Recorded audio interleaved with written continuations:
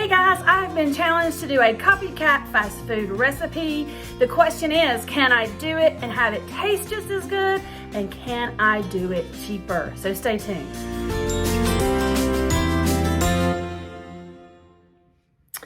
So the recipe that I decided to do was an Arby's copycat recipe. I'm going to be making today a classic beef and cheddar with Arby fries and cheese dipping sauce. So let's break down the cost and then I'll show you how we're going to make it.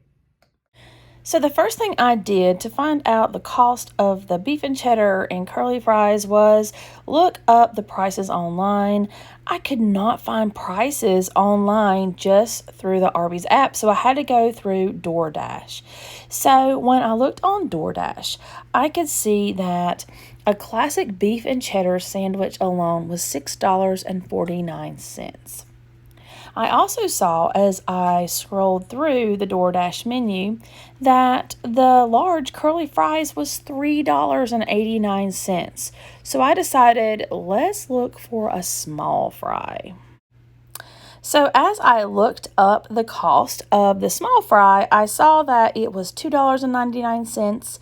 The medium fry was $3.29, so I decided to use the small fry. So I added in the $2.99 for the small fry and the $6.49 for the beef and cheddar, which comes to a total of $9.48.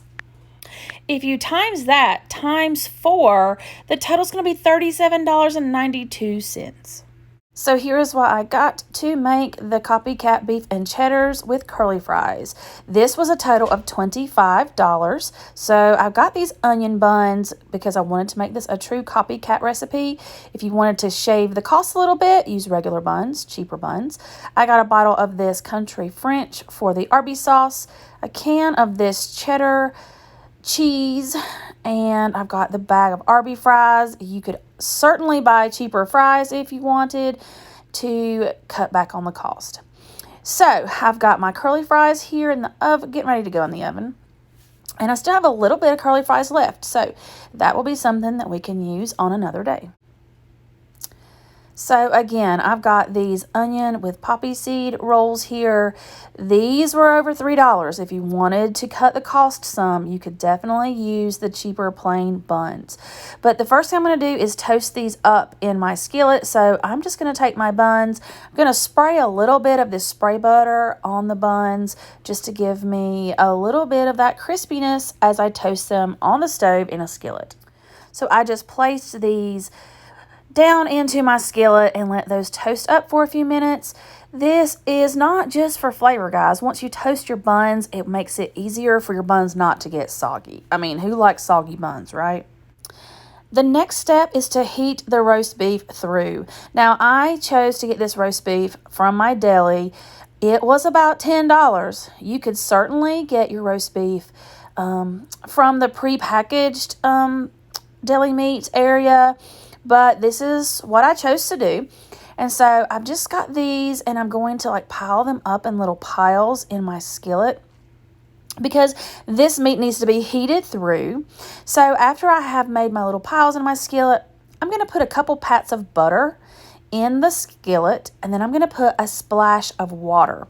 I'm going to put this on my stove and cover it, and that's going to allow the meat to steam as it's heating through. Now, once my meat has heated through, I'm going to show you how we're going to build this sandwich. Now, if you had some packets of Arby's sauce that you wanted to use, that would be another great way to cut the cost. I didn't have any, and someone told me that this Ken Steakhouse Country French tastes just like Arby's sauce, and I think it's pretty close. So I just poured some of this on the bottom of my bun, and then I'm going to take the roast beef and put that on top of the red sauce.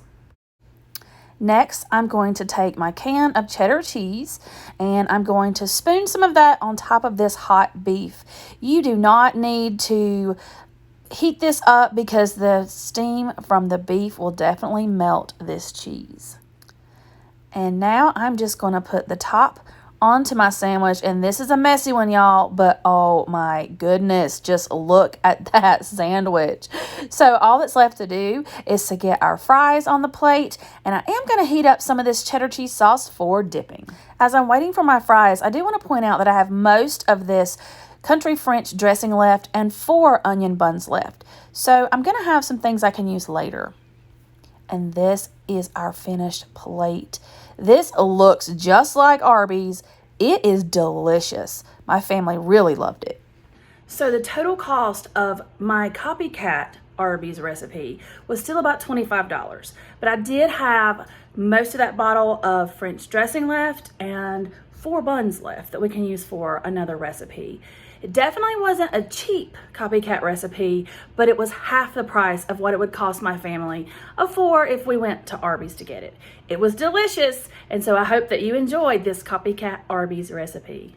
If you're interested in seeing more Copycat restaurant ideas, please just leave a comment down below. I will check it out and I will see what I can do. I love a good challenge.